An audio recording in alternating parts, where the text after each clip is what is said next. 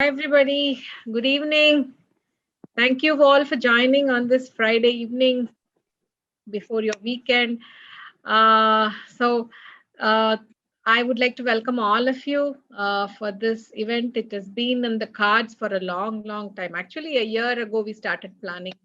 Um, and yeah, all this COVID and other things happened. And finally, we are here. I'm happy that we are able to do it. Thanks to Gayatri, who has been putting a lot of effort on in mobilizing people and organizing events for the Women's Forum. And thank you, Matangi, for helping us out. We have also been discussing about this for a while. I'm glad we could make it happen today.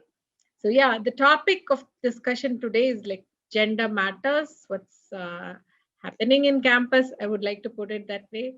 Most of the time, we all don't talk such things in open forum. I we want as when Women's Forum started functioning, opening the doors for students. I got a lot of calls and emails from students reaching out to me uh, with general issues, and whether this can be taken up by Women's Forum or not, and who will constitute the Women's Forum. So there were a lot of questions from different sectors, including boys, including the Gen Sec, the previous Gen Sec. They were all very excited about opening up this Women's Forum to students. And that is, we have not been having any events for students all this time, that people did not know that there is a Women's Forum which was existing. So um, I'm happy that this is now kicking off today. And with this event, we would like to hear more from students on issues relating to anything gender related, gender diversity. How can we improve gender diversity, gender equity in campus? I'm looking for ideas and suggestions from students. I would like to hear from all of you. So yeah, I won't take much time further. So this, I would say, is the beginning of great things on campus. Okay. Um, I would like to now invite our Dean of Students, Vasa, to formally welcome all of you and the participants and to kick off this event. Vasa. Yeah. So, good evening to all. I understand that today a panel of students will be discussing about gender matters in IITM campus. So I read it as gender matter in IITM campus, but I think Indumati ma'am has added matters. Just check that part. I don't know. I might be wrong, so please correct me. Of course, we all, depending on gender, have different needs, aspirations, and behavior.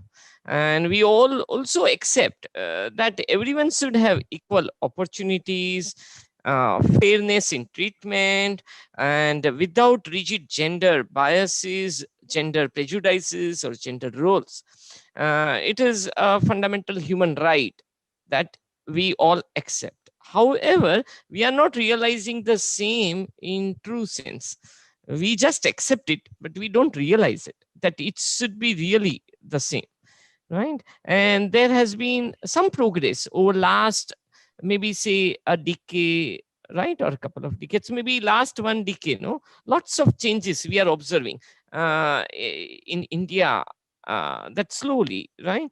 But we want to see that it really accelerates in terms of real understanding and understanding this aspect of gender equity, gender diversity, etc. So certainly we need many more such different programs and workshops to make us realize, right, at our academic level as well, the importance of gender equity and gender diversity. And I think today's panel discussion will bring out some, right, it's a one step forward towards understanding these aspects. And I thank Professor Indumati and her organizing team for inviting us to attend the panel discussion. Thank you so much. I also thank Professor Matangi, who will be moderating this panel discussion, and wish all the best to all our students, team who will be discussing on the very important, relevant topic related to right, gender diversity, equity, in terms of gender matter or matters in IITM campus. Okay, thank you so much for involving me. Thank you. Thank you. Yes. Yeah. Maybe my pronunciations may not be good enough, but I hope I have conveyed some small, what Yeah. I thought, something about it. Yeah, sure. Thanks, Basa. I hope you stay around for the discussion. Yeah, Thank you. certainly. I should learn.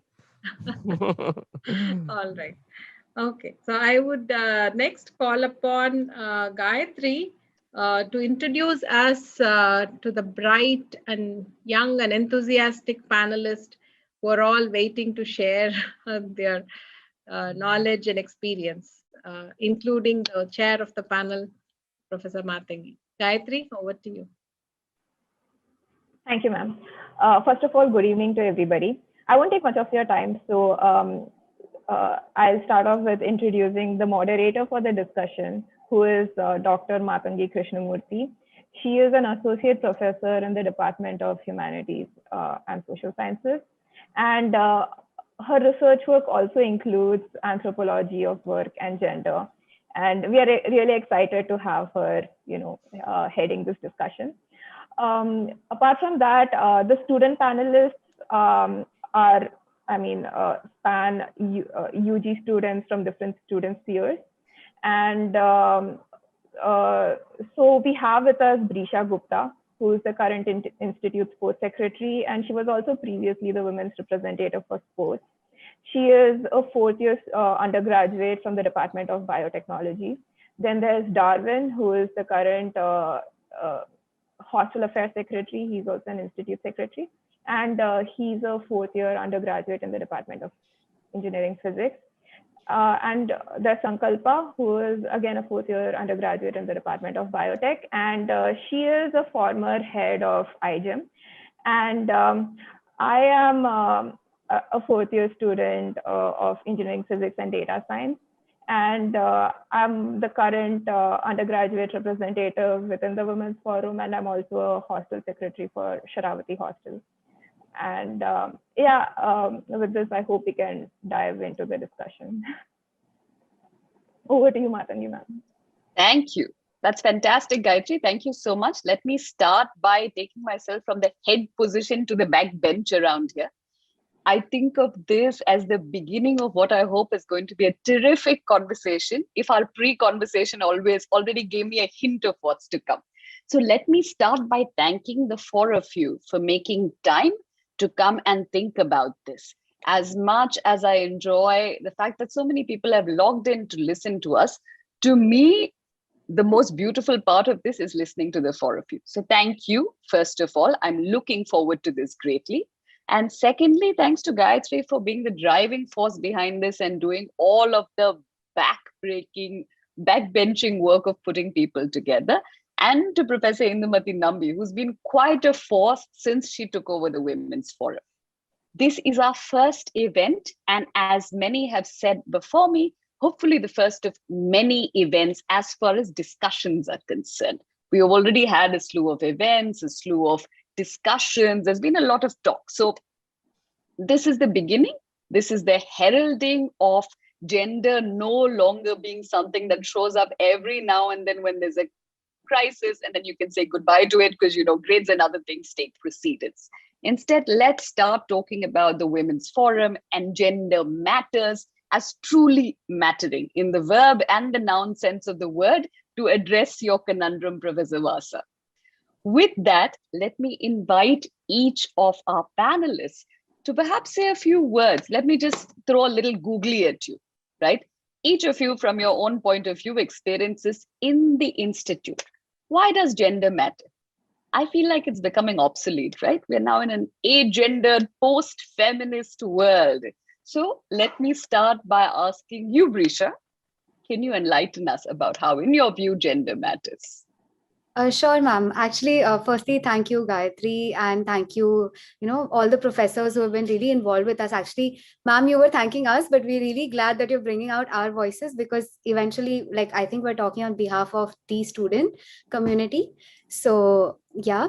And coming to why gender matters, I personally believe, at least, that on an overall front, I've had a great experience at IIT Madras.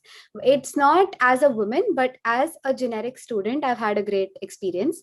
And I feel that the only thing today that probably, it doesn't really hamper us in any way, but there are instances where that is the only thing that is, sort of still like the most, it's yet to be the most optimal. And I feel that is the only reason why I would really like to talk about it today, because we're actually doing a lot. Like, for example, coming up with the Women's Forum, we have a lot of bodies on campus, we have people talking about it all the time, but just really talking about the problems that are still existing, like after all of these solutions, would really help us move to the next step. So I think that is the only reason why I'm really glad this is happening. Okay, so to paraphrase, to take it to the next level of optimization, so to speak. Yeah, in good old management speak. Yes, ma'am. Sankalpa, can I ask you to come up next? First of all, thank you so much. I'm very excited to be on this panel and be a part of the Women's Forum. I really think it's been doing a lot of good work, and I'm really excited for this opportunity. And I thank all the professors and students who are involved with this initiative. I don't think that we are at the point where we are optimizing. In IIT Madras, women still make up only 10 to 15% of the student community, and that's just one gender. And really, the problem is that in institutes like this, where the representation of women is so little as it is, it's not acknowledged that the experiences that we have on campus can be very, very different from that of the so-called general student body, which is really just the general male student body, because it doesn't include us in some sense. And in many ways, gender turns out to be a barrier on campus in terms of small things and big things. And I think in this panel, we are really going to dive into what are all the different aspects of gender barriers and gender roles that are existing and enforced within the campus. Thank you, Sankalpa. We have the beginnings of conflict already, and I see already a marked shift between Brisha's point of view and yours, and I'll come to that very soon. Gayatri? Yes, ma'am. Again, thank you very much for the opportunity to speak. So talking about why we should be talking about gender, I think on paper, infrastructurally and organizationally, there really isn't any discrimination, right? There may be few instances here and there, just differences in rules maybe in a few places, but for the most part, there is no intention to discriminate as such. And yet there is nobody stopping girls from writing JEE and getting into IIT. And yet the gender ratio was stuck at 13% in IIT Madras without affirmative action, and some 7 to 9% across the country. So that is really sad. And the reason for this is, I feel in a lot of ways, just the culture that is prohibiting women from realizing their full potential, and even on campus, simply because there aren't as many girls as there are guys, that results in differences in experiences. The underrepresentation just makes it harder for women on campus to live through that experience, and also for more people who are trying to come in, there is like a funnel effect. So we are a long way, we have a long way to go, is what I would believe. And these differences show up in the smallest of ways on an everyday basis, and sometimes these just snowball into having pretty big impact on our lives. Thank you, Gayatri. And yes, we have a long way to go. And yet I see the three of you constantly moving back and forth between, Right. it's not so bad, but it's actually very bad. Right? There's sort of, it almost feels like, I mean, the three of you, and I'll speak to Darwin in just a second. The three of you are, soon to be graduates in one of the premier institutions in the country. Clearly, you are shining examples of the fact that gender seemingly must not stop you. And yet, all three of you are speaking to a gendered experience, so to speak, the details of which we'll come to over the course of the panel.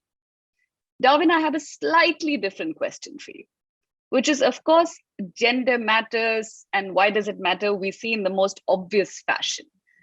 But is there cause for male identified students in IIT to think that gender matters? Ma'am, to be very frank, to start with this conversation, like for every voice, this gender matter topic is only about women's forum, right? So generally they talk about women's issues and things, right? They don't also think about the difficulty. It's about they always target girls. But whatever the experience, whichever I had and the interactions with the boys, it's about the lack of awareness about what they face or what they go through in their daily life, which matters. So on a point that, yes, it's very kind of a lighter issue for most of the boys, but once the awareness comes in and the things comes in from the start, maybe they'll start taking things very seriously. Let me throw the question at you differently, Darwin. And this is a women's forum event, but the panel is titled Gender Matters. Right? So let me throw another unexpected word into the mix, which is masculinity. Right? Because gender does encompass all forms of being gendered. So would it be useful, for example, to speak about gender in a fashion that everybody experiences gender one way or the other? Yes, a lot of the female identified participants have spoken about the fact that the neutral is male. But are there specific problems that you think male identified students experience at IIT because of gender? Could you reflect a few minutes on that? Yes, ma'am. There are a few problems which we also face on the other side, right? Maybe which I'll say it comes from the very root level when we start entering this college. We won't have a very big awareness and interactions with different genders, right? So we are all from different backgrounds, right?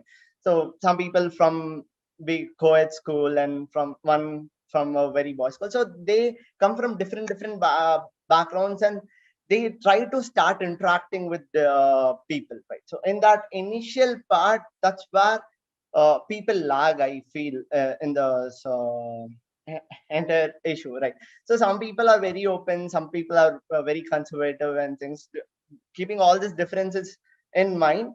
So that's where the problem starts. We treat girls in a very different way. One guy has a different perception on girls at the start. So and all this backgrounds of everything, which also affects them initially. So that's where its roots up, and still that continues till the last. And still now there are a lot of people who are not aware whatever they're doing is a mistake also, right? So they think whatever they're doing is right. So that is also to add on to this masculinity part. So we think whatever we do and things are right, so the girls just type it up and comes up with bigger things. So that is also still like this, which is a continuity to women's forum is about women's things like women's time of the month. yes, right? It's just a different realm altogether. Great. Thank you for bringing that perspective. And I think the first set of comments are great abstractions. Anybody want to add to this already? So I actually have something to add to what Darwin was saying about how, how it affects men, maybe. So one thing that I've noticed a lot on campus is the fact that I mean, what we're doing is great, right? Uplifting women, because at this moment in time, yes, we are not probably faring as well as men on campus. But because of this heightened attention towards women, at least from a lot of us, right, who are trying to do something about it, what tends to happen is it alienates men who have issues. For example, I am not very sure of how many men are actually comfortable with filing complaints into CCASH for issues that have happened to them. It's simple. Like, actually, we think that sexual harassment happens only, maybe it does. I'm not sure of the statistics, but maybe it happens more to women on campus than it does to men. But we don't even factor in for the fact that, they don't feel as comfortable coming and talking about it, even to the women's forum. Sometimes there are also things like, basically my point being, they're supposed to behave a certain way. They're supposed to, there are all these constructs that, they have to be the stronger one, or they have to, not cry about things, not be pressured about things and stuff like that, like very random, like societal pressures that they feel, because of which I feel guys find it very difficult to emotionally express themselves, which can actually be a problem in a lot of places. Thank you, Brisha. Gayatri, you have a hand up. Yes, ma'am. Just a small point. She spoke about how she wasn't sure about the statistics. So there was a survey done by T5E a few years ago, which showed that there are guys on campus who have faced sexual harassment. So that just substantiates the point. So what's coming up for me, and I think this is important, because lest we keep talking about it as a women's issue all the time, I think gender opens it out to saying that gender appropriate behavior produces strong forms of oppression on women, but also subtle forms of oppression on men at the same time, which you're not even allowed to call oppression. And I think we need to keep that in the background to figure out feminism, feminist allyship, all of those things. Darwin, you're sort of looking very confused. Is there something you wanted to say? No. I said oppression, that's too much, huh? Kind of, yes. I do believe that. I think gender structuring is a problem, and we can figure out how it's a problem for various kinds of people soon enough. But I want to bring it out. So let's move from abstraction to talking about something that all of you said, that gender works in small ways, but also big ways. So can I ask four of you to just, each of you, reflect on what are small oppressions? Can you do a little listing of small oppressions? Small things. They don't matter in the long run, but small things. Brisha? So I actually have a different take on the small and the large oppressions, because I feel that it's an evolution. So it is these small things. So like Darwin said, right? A lot of times when guys or whatever, like not only guys, actually girls as well, right? When they come to campus, a lot of us don't know how to interact with the opposite gender. For example, I studied in an all-girls school. Obviously, in my 11th and 12th, I only had guys. It was almost like an all-boys school. But the point being that a lot of us don't know how to interact very comfortably with the other group. And there will be these, one odd anomalies in your group that are probably more open or talk a certain way or objectify either men or women a certain way. And that imposes, these are very small things in conversations, right? Like just talking about maybe how a person looks, or, certain things you shouldn't talk about without that person's consent. And it manifests, I feel. Would you be comfortable giving an actual example, Brisha? What's the language? What are the words? Let's find ways to make the audience connect to what we're talking about. Sure. So, okay. So there's something that when I was in my fresh year that, it was something that came to my notice. And honestly, it was very horrifying for me, because in my first semester, right? So I heard that there was a group of guys who were sitting in Sangam and rating girls based on certain assets that they have, and creating a bucket list of who they would go for first. Okay. And these may be more drastic things, but I'm sure everyone relates that in conversation you do bring up, right? Okay, this girl is a certain way. Maybe she's from Mumbai, so she's more open to certain, other things than a girl from Chennai may be like open to. This has happened before, right? So the point being, these are certain small things that they talk about. Maybe it's a group. Like, for example, there may be one rotten fruit in a group, right? In your fresh year. And that person, because that person is comfortable talking about it, there is some other person X who probably had suppressed this feeling because he didn't want to, because it may not be societal appropriate. But now because one person has spoken, this person is okay with talking about it. And out of this group of say 10 boys, 2 people are openly talking about this, right? Like objectifying women and all that. So other people who are freshers, who probably aren't as open talking about it, have now thought that maybe this is the new cool, and maybe this is how people talk. And they then start talking like, and then it becomes a whole group thing. So it was 2 before, and now 10 people talk the same way. And trust me, I personally believe that this infests a lot of different things over the couple of years. Like people who really started off as really innocent, in that sense, innocent people, have gone on to perpetrate really extreme crimes, I feel, towards the end of your 3rd or 4th year. So what you're talking about, Brisha, is just a very active culture of indoctrination vis-a-vis objectification of sexuality, gender, so on and so forth. Would I be right in saying that? Yes, I think so. So in a sense, if I understand you correctly, you're saying that as far as gendering in IIT is concerned, there is an active culture of objectification of women. Honestly, I think on a very personal level, if I had to get very personal about it, I would definitely say so, because I've gone through an election, and trust me, people will do anything to ruin your reputation. And it's very easy to do it for a girl. Of course it is. I mean, you go straight for the jugular, which is sexuality, right? Exactly. That's the first thing. And the most important thing a girl cares about is her character. I really believe so. I'm sure it's the same with guys, but it's just so easy to target it for girls. And it is not my fault that, a certain meeting doesn't happen in an open space, but happens in a shady space. I can't affect that, right? I have an election to run. I have to win. It is not like... What are shady spaces, Brisha? I will come to that in a second, but what are shady spaces? If I looked at space itself in campus as gendered, as open and shady for women or shady for everyone? No, I would say shady for everyone, but not comfortable for a woman, because you are, say, at that space at 3 a.m., 4 a.m. with a group of guys you don't know, right? But you just don't have an option rather than to talk to them. Sometimes you're called to boys' hostels. Like, for example, when you're campaigning, right? Like, I have had issues with people whistling at me campaigning. And I just feel that really hampers. I mean, tell me, which girl will want to contest under such circumstances? It is, and not every girl is comfortable going to a boys' hostel and, actually campaigning there. Like, I mean, they come out without t-shirts. I'm sure they don't mean it. Like, some of them don't mean it. They're just not socially aware that, we shouldn't be this underdressed when a girl is campaigning. Whereas at the same time, I assume that girls' hostel rules are such that boys don't campaign in girls' hostels. Would I be fair to say that? That's not allowed, right? Yeah. Okay. Gayatri, Sankalpa, yours, all yours. So if I may, yeah. So to take the point about objectification forward, so this was in private circles, but sometimes it's also perpetuated in teams and slightly larger groups.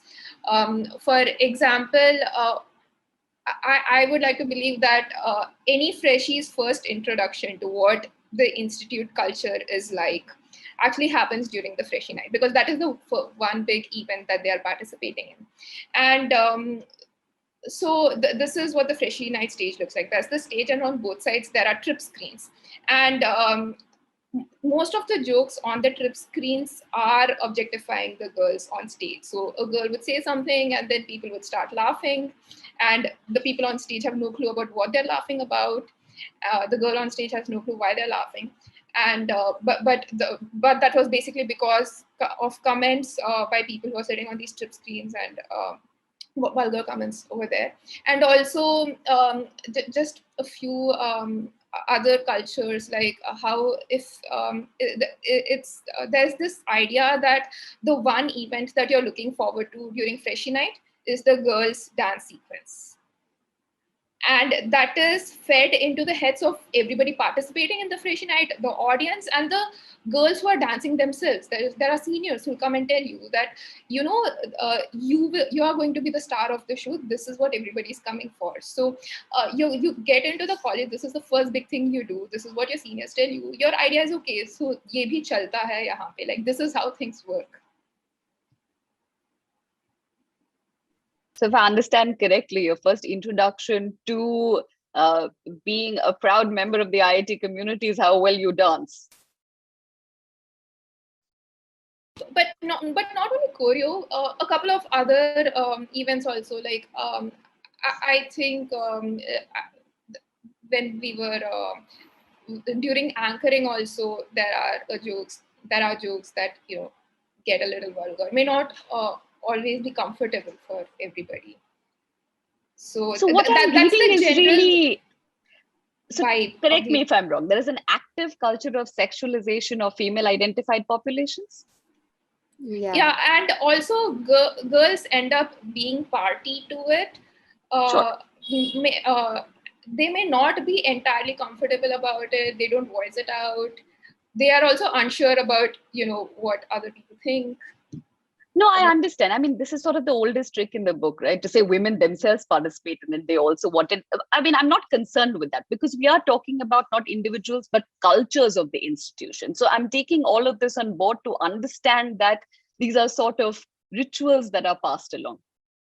That, everybody participates in either consensually or through coercion or feeling a small bit of hesitation, but it's all right. So not to take away from any kind of pleasure in it either, not to speak about it constantly in this oppressor-oppressed narrative, but to speak about what is the gender culture around here. Would that be a fair question? Sankalpa? Yeah, so adding on to both what Brisha and Gayatri were saying, is that right from first year, we sort of learn these behaviors. Like from first year, women are sort of typecast into certain positions, certain ways in which they act. And after the point, you almost can't take it back. If you start talking, if you start saying it's problematic, if you try to educate the people around you as you learn in college, as you grow in college, it seems like once people, especially of the male's gender, once they learn a certain behavior from first year, it sort of sets in. And there are small ways in which this becomes problematic aside from the sort of bigger cultural aspects that Brisha and Gayatri pointed out, which is you're in a campus where you're constantly working with your peers in different teams, in academic spheres, in cultural spheres, in co-curricular spheres,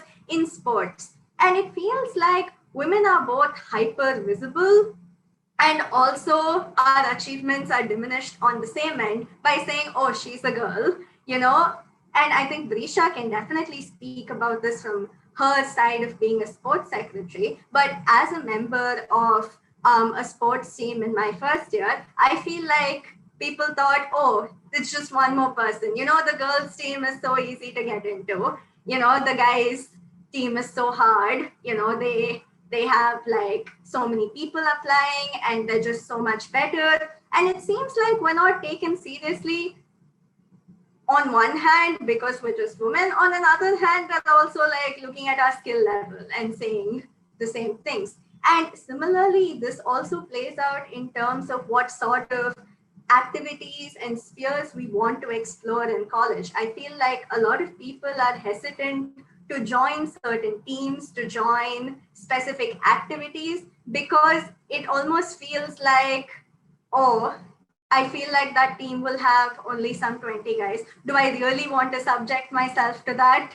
Like day in, day out? Like I might be really passionate about it, but do I really want to explore it with that team where I'll have to face all the issues that come with being one of the few members of a team? And then there's the reinforcement that comes from the other side, where many of these all male or concentration of male teams that are there, they'll also reinforce the idea that, oh, we'll have meetings at 3 a.m. We'll have to do all of these things late at night. We can't do it in the hostel if there are girls. We'll have to take it outside to other spaces. And while it starts off there, it sort of has a cascading effect on the decisions that you keep taking, both consciously and unconsciously, about your whole campus life. So Sankalpa, if I understand you correctly, let me separate two things, because I will come to the question of affirmative action and this question of invisibility in just a second. But right now, I want to focus on this hyper visibility of women as only particular kinds of subjects, as only visible for particular things. And Darwin, you had a hand up. Darwin, you're muted. So adding to what Sankalpa and Brisha told initially, talking about the oppression, so it starts from very basic things, I guess. So we people think that girls do cry easily, right? It starts from there, right? It starts from right there. So again, coming from talking about the teams and entering and all those things, we have this also other side to look at, whether they will be able to handle or they'll be able to take it forward, and all this questioning starts from the other side of value selection itself. And there are a lot of places they will be forced to interact with external people or external things which we don't have in control at. In a lot of spheres, for example, in Culsec sphere or in HA sphere and all, they'll be talking with third-party people and things goes out of. So there are a lot of things we look at, and we always doubt their capabilities, right? So still there are areas that we have to understand that they can also face it, they can also improve on those lines and all those things. Yes, yeah. So that is what I have to add on. Maybe we can deeply talk about these things a little later. Yes. Just a question to expand on that, Darwin, right? So one of the things you said is, and part of it almost seems to be like what we started off saying. People may not have intentions, but they're not willing to go the extra mile to include, right? Or to be thoughtful. So people may not willingly say, let's keep women out of this, but they are not willing to go the extra mile to think about how it might be a problem should you have an all-male audience and you're having a meeting for the single female member at 3 a.m. So that's too much work, right? And we all know this, that inclusivity takes thoughtfulness. It does not come free. So we are talking about a mindset that is intentionally or obliviously cavalier. And somehow for women to be included, they have to go the extra mile and be like the boys, right? You have to always say, I can do everything that they're doing. 3 a.m., I am there. 4 a.m., I am there. 1 hour sleep, no problem. Sexist jokes, I will also crack them. Yeah, and we all know this. There is enough performance to do that. So in a sense, to the four of you, let me come to this question since Indu started off saying, we also want to know what to do about this. Do you think institutionally there is something we could do? And since Professor Vasa is also here, it's a great forum to ask this question. Yes, Brisha. And I'm speaking very specifically about the question of inclusivity and gender inclusivity, not neutrality, to be very clear. Ma'am, actually, a couple of months ago, few of us, I think Darwin, Vishnu, who's also on call and wants to say something. So all of us, the secretaries, we all had a meeting, the executive wing, to discuss the same issue. So I really wanted, we all were really, we understood, I think, the magnanimity of the issue in our own spheres, right? So I think the call started off with me initially talking about, all the issues on campus and everything. First, the other secretaries were I think they were a bit shocked that there were so many of them, which goes to say that a lot of us, even though we know our spheres in and out, right? Like most of us too, but it was still difficult for them to imagine that, okay, yes, this is an issue. But after the conversation, they themselves started coming up with a lot of issues that they felt were part of their spheres. So I think what we came to the conclusion in that meeting was that every time that we would select a new team, with the help of the Women's Forum, we would have a initiation of sorts or a sensitization of sorts that would be done for the secretaries first. So we wanted to do it stepwise. So first it should happen for all the secretaries, so they are aware of all the problems that happen on campus. These are like based on that year. Like it's because every year we want to progress, right? So it can't be the same issues that we talk about. So based on, say, the last year, whatever issues happened, we accumulate that. I mean, Women's Forum does that through their survey. We pick up on certain issues and all the secretaries are trained themselves, right? To be able to handle this, to ensure it doesn't happen in their sphere. Second, the secretaries ensure that they give this information to their core teams, because all of us have the heads for different teams under us. So they then pass on this information to the heads and sensitize the heads as to how do they ensure that their team, maintains the sort of gender neutral sort of space, right? And takes the extra mile step to include women or make them feel included at every step, whether it's orientation, whether it's the working, and whether if they want to apply again. those kind of things. And then the core team then goes into with their team and discusses this issue in and out to ensure it doesn't happen. I feel if we really go in a hierarchical step-by-step way, the reason I'm saying this is because if we have a workshop where people talk about it, like, trust me, no student wants to listen. They're being educated, okay? A Sure. lot of us have the tendency that we don't want to be educated. We think we know everything. So in a way where it's an open discussion like we're having now, if they could just, again, it's an extra step that everyone needs to take, but I think the executive wing would like to take it as well. So they would want to implement this in their own sphere so it doesn't happen. So, yeah. So ground up gender sensitization abetted by the Women's Forum, right? And just to change, not gender neutral, but gender inclusive, because again, even though we tend to speak in binaries of men and women, I do want to think about LGBTQI plus audiences as well, who also have very specific gender related problems. So today, for want of imaginative capacity, we end up speaking in binaries all the time, but I want to sort of flag that for the moment. Sankalpa? Yeah, I agree with what Drisha says, which is that there should be a push from the students, but I think it's equally important that the administration also starts talking more about these issues, and really the message should be set on campus from the beginning, because a point that all of us reflected on was that a lot of this behavior is learned in our fresh year, in our first year. And while it would be helpful coming from secretaries, coming from teams, that's only still a fraction of the student body. There's a vast majority of people on campus who are not engaging with these groups, who may just be learning these behaviors from a small set of people they talk to.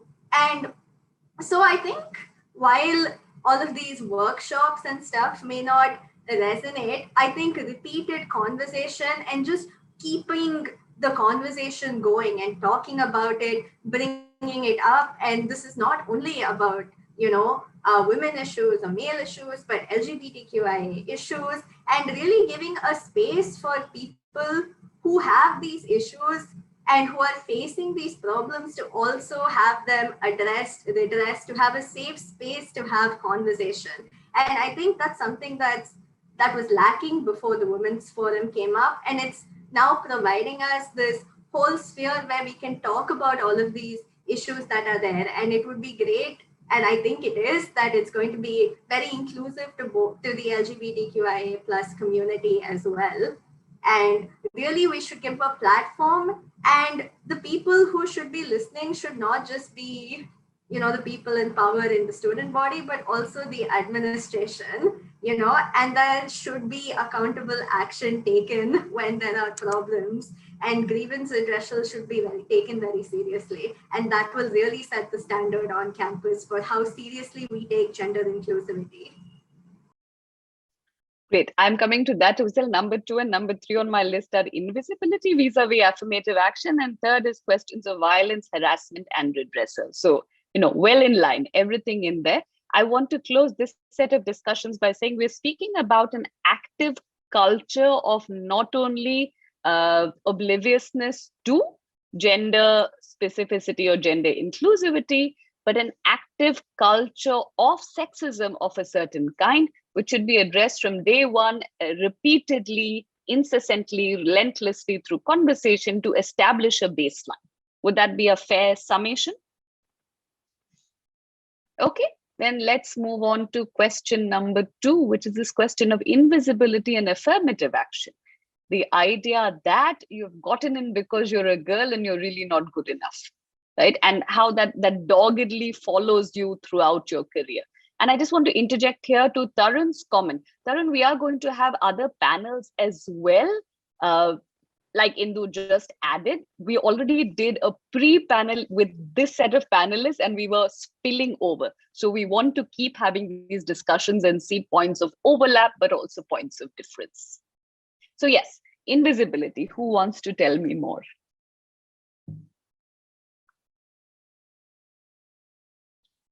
Affirmative action, thoughts? What do you generally face in terms of general talk around affirmative action? Okay, sorry, Sankalpa, I think you had to go. So one conversation that comes up repeatedly is, even when we look at S-Mail, there seem to be so many, okay, actually I'll begin with the first step, which is the women's quota. And it was introduced while we were in our first year. So I think all of us belong to the last batch of students that came before the women's quota. And after that, we see that the students who come in benefit from this quota. So the conversation in campus around this centers around two issues. One, the fact that women think that this quota is somehow, not good for girls, because they feel that, oh, we're suddenly bringing gender into a sphere where gender does previously not exist, because they feel like merit is some sort of invisible to society, it's boxed, it's totally not related to all of the other conditions that influence this. So on one hand, they feel that their achievements, etc., are going to be downgraded or, sort of looked down upon because of this quota, that women who get into IIT are, benefited, given this push up, given this leg up by the women's quota. And even though the quota was implemented in such a smart way, where it's a supernumerary quota, where it's an additional seat for women and it's not taking away from the guys, people still have this feeling that, guys are somehow missing out, they're not being helped in some way. And the second conversation on campus is that with this whole push for diversity and inclusion in companies and around the world, we see that there are lots of programs, especially from top multinational companies, which look for more women. And this you can see in terms of internships, in terms of opportunities, and all of this is shared on our common SMail portal. So there's this general feeling on campus where the guys feel like all the girls are suddenly being given a leg up. And it's only amplified when we sit for placements, when we sit for internships, by the fact that there are so few of us. So, they feel like there are already so few of them, and all of them are being given this leg up and this opportunity. But nobody acknowledges all of those sort of invisible barriers that we have gotten across to come to this space. The fact that we're studying in a campus where, often we've all been like the only girl in the room, the only girl in a team, the only girl in different spheres. Sorry, Gayatri has a hand up. Risha, do you want to add something? Just a very different take, rather a question actually. So I totally get why companies, organize such women-centric either, seminars, pre-placement talks, all of such things. I personally, I'm on a little different take on that. I personally feel, yes, these are really well-intentioned events, but I feel they're setting the stage a little bit wrong, because I personally, okay, at least for me, maybe I am too privileged to be talking about it. Maybe I haven't faced what most women have faced as issues on campus. And maybe I'm talking as a bit of a privileged person probably, but I feel like these women quotas or these women things, right? Like all of these, they're reinforcing it for me in my head, honestly, that, you are getting it for that. Like, for example, when I was sitting for placements, the first thing somebody told me is, you're not competing with everyone, you're competing with the girls in your batch. And I'm just saying, maybe it's taken wrong. My only issue with these events, which are actually very good, that they should also have open ones. Like, they are conducting them only for women and not doing anything for open generic people. So what it comes off as is basically they're only giving a leg up to the other people. What about other people who lack information? There are so many people on campus who are not economically doing that well, okay? And they don't have access to resources. They do not have, and honestly speaking, they deserve a leg up more than I do. At least I believe so. Okay. And I have been a woman, I have faced gender, the backlash of being a woman in certain senses. I will also bring that up probably. But I personally feel like every time then I get something, that I really feel like I got it because I was a girl. I mean, I don't feel that way always, but certain things like, these women in finance summit conferences or all of that, right? You've eliminated like 90% of the GSB, and I am competing against them. So I'm just saying, it just sets a precedent in my head that, it's a women thing. Gayatri, I have something to add to that. Gayatri, did you want to expand on that thought? Please go ahead. I'll speak later. So a couple of things. I think when there is any attempt at affirmative action, there is some gap of information that is not bridged. Information about setting the context of why this is being done. First, I think first and foremost we need to acknowledge the fact that IIT Madras started several decades ago, more than half a century ago. And then I think we had the first female student sometime in 1960s.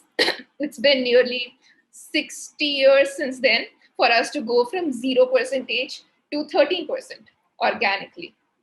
So how many more decades do we wait before we reach 50% representation, right? So a common argument that is brought up is, affirmative action, like providing seats is not the best way because there are other things you could be doing, but these things have simply proven to be inefficient over a span of more than half a century, number one. And number two, also communicating the intent. And I don't think people understand the gravity of the situation, right? So if only 13% of girls have made it to IIT Madras, it's because so many we have research studies to show that women aren't any less incompetent than guys. So there are other factors that are contributing to this. That and people do not know what these issues are. I personally know stories of girls whose parents refused to finance their education simply because they were a girl. They were willing to do it for the brother, right? And she had to take the entire financial burden on herself. And basically, I feel like there will be short-term repercussions on both guys and girls, because it is true what she said. For instance, when I was preparing for my internships, I had somebody come tell me that you don't have to study at all. You're a girl. You're gonna get it. And that does seep into your head. No matter how hard you try to fight it, you would believe you got a position not because you were competent, but because you're a girl. And confidence goes a long way in boosting your performance. So it's just a vicious cycle. And but it simply having more women in an institute benefits other women who want to come inside. For instance, before I got into IIT, if I thought of an engineering college or an engineer, the first thing that comes to my mind is a male engineer, because that is what I see in pop culture. I did not know female seniors who had been in IITs or had taken up engineering, etc. So just having more role models gives that extra push. There are so many advantages that come from just being having more women on campus. It also makes the infrastructure within the institute also, I guess, more suited to have women. So that is another point.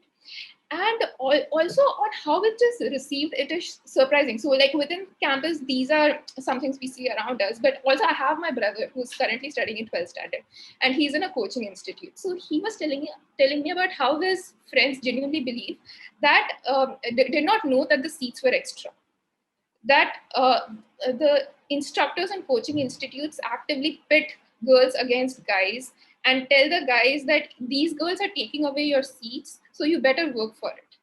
And they think their seats are being taken away. They don't know that the number of seats have been increased. So that goes to build that whole negative perception around this. And yeah, I mean, that's it for now, I guess. I'll come back to what you both are saying. Darwin, you have had a hand up for a while, and then Brisha again. Yes, ma'am. So, like, whatever to add on the points with Gayatri and Brisha spoke. So, I wanted to bring in the other perspective also, right, to make this discussion healthier. So, talking about Gayatri talked about this 0 to 13% organic growth and stuff. Yeah, really agree that still it can be improved, but there are few the other side of it, right, ma'am? So, let's talk about teaching sphere or medicine or some arts sphere, but there are again a higher set of girls percentage or women's percentage is being noticed. So that Okay, is Gayatri's actually shaking good it. news. Yeah, yeah. Okay, So statistically, even if you look at medicine, there are fewer female professionals. The number of girls dropping out of college just increases with time. And even in other spheres, it's always girls performing better than guys in a lot of places, but never really going on to pursue further education and taking up a job in that.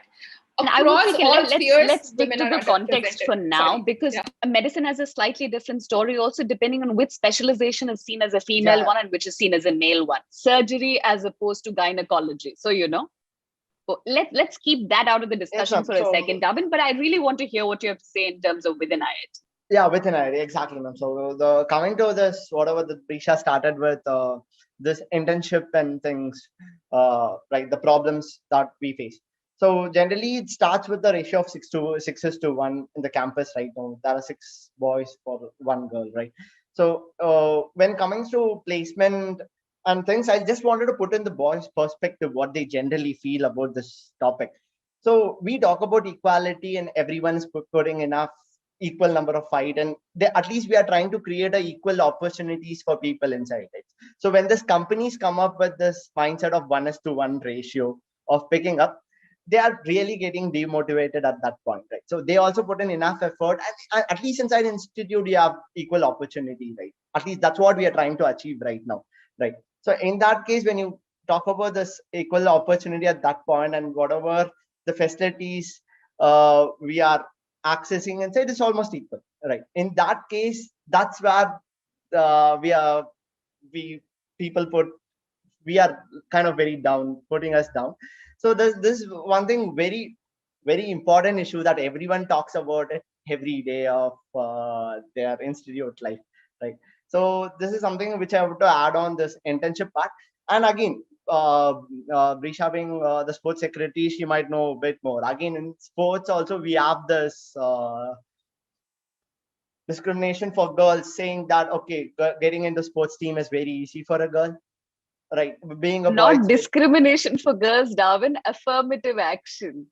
yes.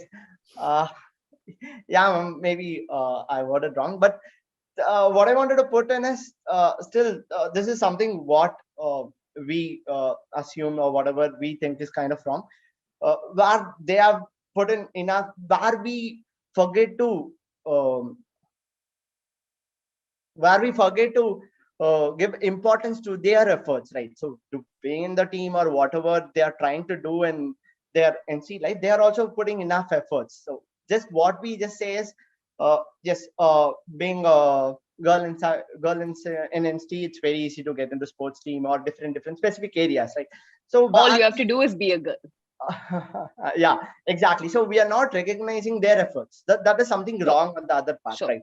Sure. So No, I appreciate what you're saying. I think it's an honest assessment of why there is resentment on campus. I mean, we don't want to get into is it right or wrong. Everybody thinks this way. We are not equipped to say right or wrong at this point. yeah, exactly. So what I want to say is, exactly, it's about the efforts that each individual is putting inside his ministry. That has to be recognized, right? It's not in terms of, see, one side boys are getting slight advantage, one side girls are getting advantage. It's fine, but it's about the entire effect of efforts of the individual, right? That's what it entirely matters. So that culture has to be start building up from the people. You have to start looking at their efforts and things. Yes.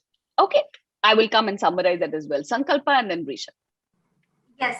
So it seems like for a lot of guys on campus, diversity and inclusion is something that they would agree is correct. They would agree that affirmative action is important, but as long as we don't take their seats, as long as it works out for them, it's not them who sort of, lose out on this bargain of sorts. It's almost like they see that if women get more of these seats, etc., it means lesser for them. And I feel like they don't think about what happens after. If you're working in a team, if you're working in a company which has, let's say, equal representation of genders, and how they benefit from those experiences where they can learn from all of these other different perspectives that they don't have before, where teams aren't unidimensional, and how affirmative action for women or one gender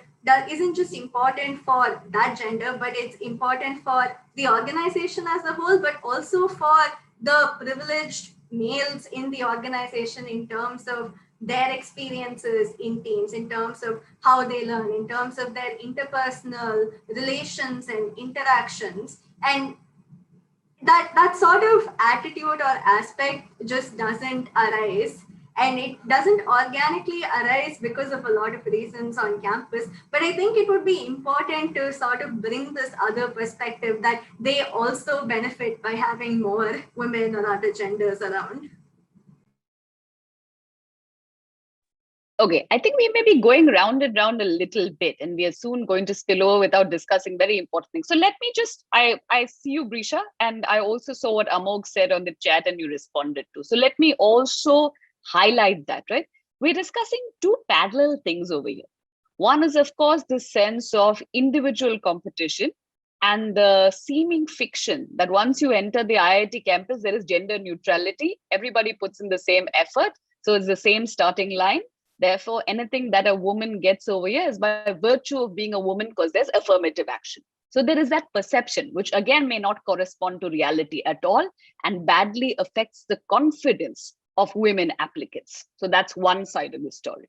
The second side is what Amog is saying that we are discussing the standard critique against any kind of affirmative action, that the creamy layer gets the benefits of it. It's women who are well off that are getting access to this kind of supernumerary affirmative action, and real recipients lose out. What about men of lower classes and castes who would otherwise have had access to these seats? Now, this is the standard sort of trade-off between the kind of facets of affirmative action, right? One, I'm not sure that bears out. I'm not sure that bears out that the women who are well off are the only ones who are getting access to this. I'm not even sure if we have supporting evidence for that. Two is exactly what Sankalpa is saying. How is it that we change sexist cultures in organizations? Put the bodies there. The only way you're going to address it ground up is if people begin to say more women there who say just by virtue of being there that our experiences are slightly different. You cannot have the same 10% screaming over and over again and any kind of special things being given to them. You have to have structural change in the numbers, which is also what is part of the ongoing initiative from alumni at IIT, which is a women leading IIT initiative, which is how to do this structurally and culturally. So perhaps with the affirmative action, we keep going round and round the same points without actually talking about it. Can we say ground up, there is affirmative action? Given that there is affirmative action, what can we do to abet cultures of non-resentment, inclusivity, and camaraderie? One of the problems, of course, is this kind of hyper competition for the highest salaries. And who do we get to blame the moment somebody doesn't get something? And the usual characters are, of course, all the marginal ones, right? The ones who have come in an affirmative action, the ones you see as not one of us. A cultural change must accompany affirmative action to address both any kind of misconceptions as well as individual resentment, which is not entirely, if you breed a competitive atmosphere, you will also breed resentment when people don't get what they're promised.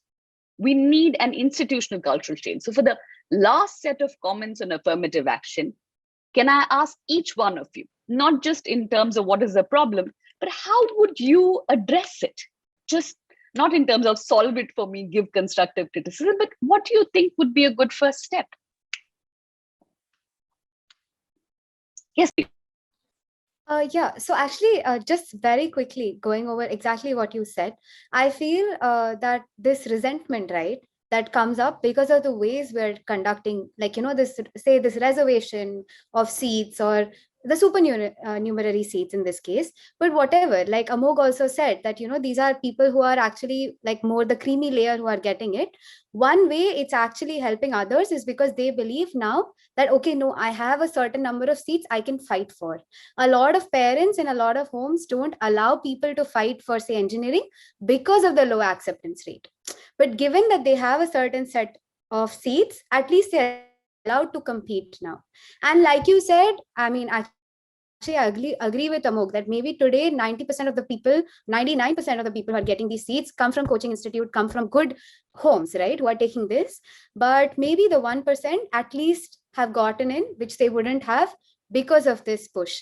But coming back to something more different, I think when like Gayatri mentioned, right, like on campus we have very less, like we have 13% women today. Now I genuinely have this question. I feel we have to address the problem. Like I think the conversation is more about on campus than getting into the campus for now.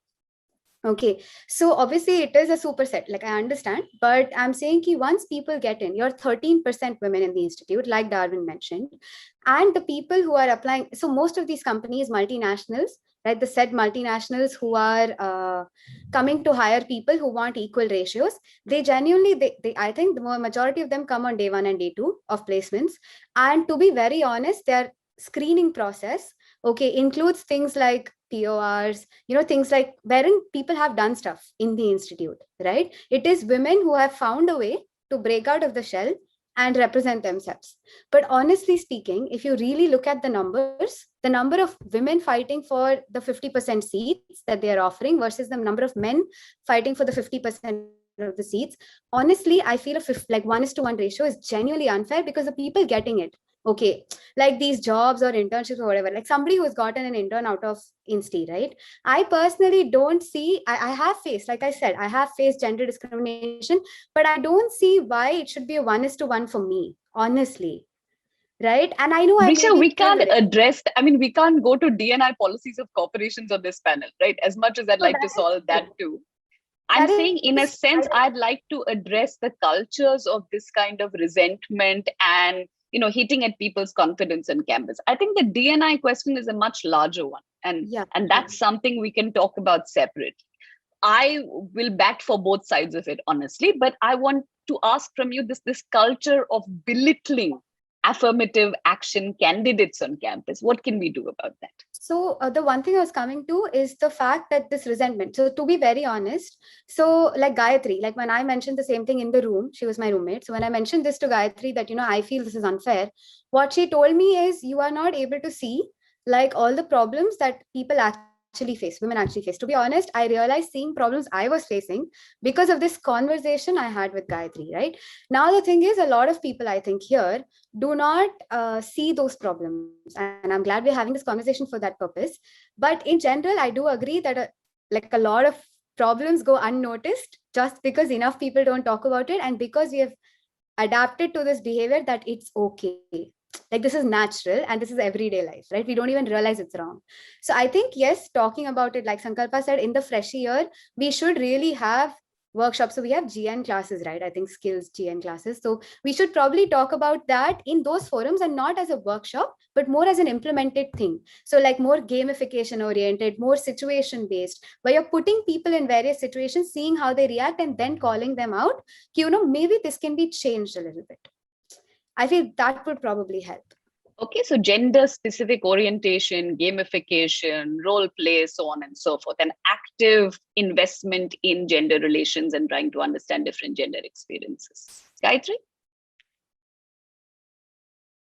Yes, ma'am, I think a very inflammatory point was made about how we may not be deserving of the affirmative action. So I just want to address that by saying that number one, if first of all, we can't say put a blanket and say that no women from progressive households do not face gender discrimination. They do. They do not want to admit it, maybe to themselves also, but simply the fact that let's say you do not have the same kind of mobility that your brother does. Plays a major role. It affects the kind of decisions you make about where you go to intern, which university do you go study. You don't end up going abroad because maybe your parents weren't comfortable with the idea of that, but they were comfortable with the idea of your brother going abroad. I understand this, Gayatri. I'm only going to say, I'm going to interrupt you just because in the end it'll end up sounding like first world problems, right? And I know that's easy charge to make when somebody says, oh, I couldn't go abroad. They're like, really? That's your problem that you couldn't go abroad? So in a sense, I'm saying, let's start from the baseline that we have affirmative action, right? For good reasons, we have it. There's been a thought through process. It's been implemented. How do we make sure that it's understood in a productive, constructive fashion so that everybody can participate in a gender inclusive culture? That's the solution at work. I think the first step would be to just create awareness about the problems that people have. For instance, a lot of people cannot wrap their heads around the idea that women need this. Even though if you were really to dig up the statistics and do your research, you would see that, yes, we do need it. And everybody, it doesn't have to be only the poorer sections of the population, but just having representation from any section of the population goes a long way in bringing up the entire demographic of women. So just grounding that idea in everybody's head, so that, and that is so that, one, everybody accepts it, the outsiders accept it. Number two, the women themselves accept that they are deserving of it, so that they can make full use of the opportunities that are presented to them. Sure, that's a tough one though, Gayatri. I mean, and here's a word I want to throw into the mix. It's something called intersectional feminism, right? This is something that I think is important for gender sensitivity as well, which is to understand that gender also intersects with caste and class, which is just by being a woman doesn't mean that you're automatically going to be deserving. But as I said, affirmative action is a complex thing. There is a gender quota. How do we work with it to make sure of the other side also? The resentment faced by people that may come from difficult economic and social circumstances. How do we bring everyone along? And I'm just throwing it out there because it's a longer question in that sense, and we need to think about that as well. Two, how will women feel confident? I'm not very sure. Like, I'm always that one person who's invited to every manel. Right? I'm always the token female who's just like, we need a woman. Can you come in tomorrow and speak about this? And then I have to read up furiously. And my tack over the years has been, I accept, I just go.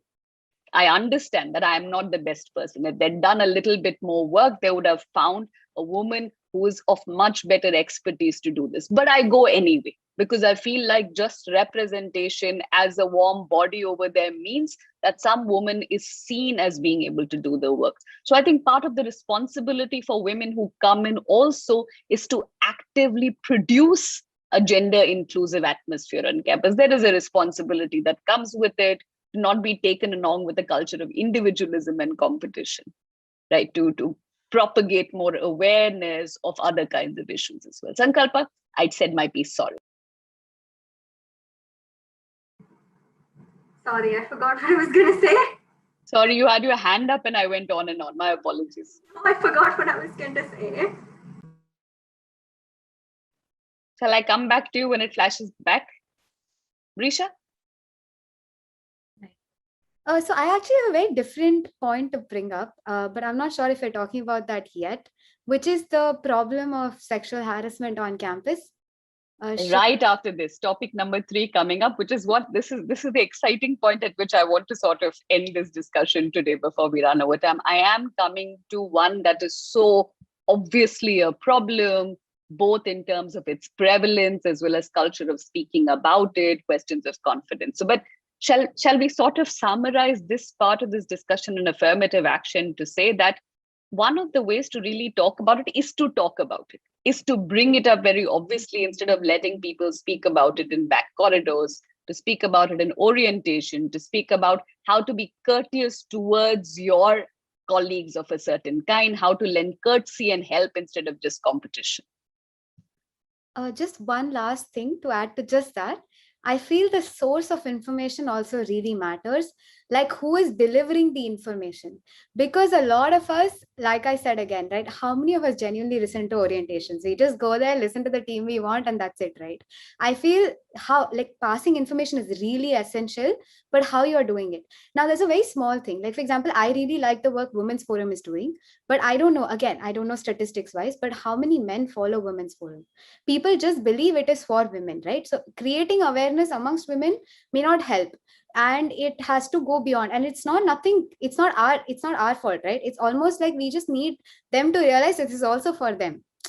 So the source really matters of the information. Let's put Darwin on the spot and ask him how.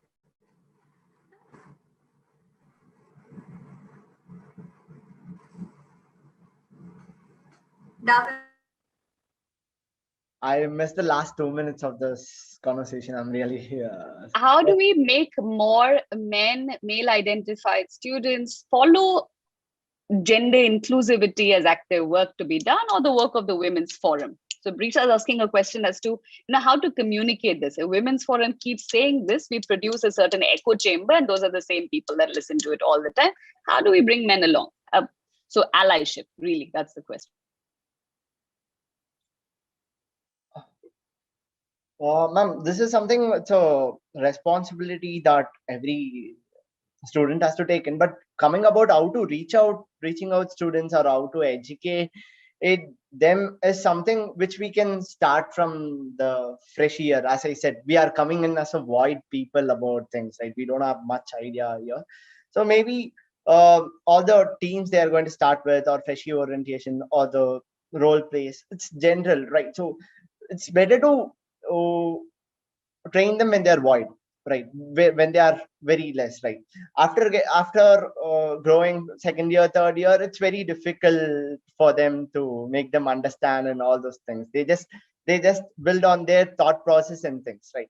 So initially, if we take the steps in this early, but then we might have a progress in 2-3 years. I think it's a long-term process rather than saying it in a 1 or 2 events which will take it. It's a very long-term process where slowly a percentage of people should increase. That's what it's the possibility I can see, but it's actually happening now. So when I was in first year, the number of people who understand about this problem, who talk about this problem, is very less, because I didn't hear about it at all, right? No one was talking about it, right? So now in my fourth year, looking at all the juniors and people and things, it has improved. People are just growing.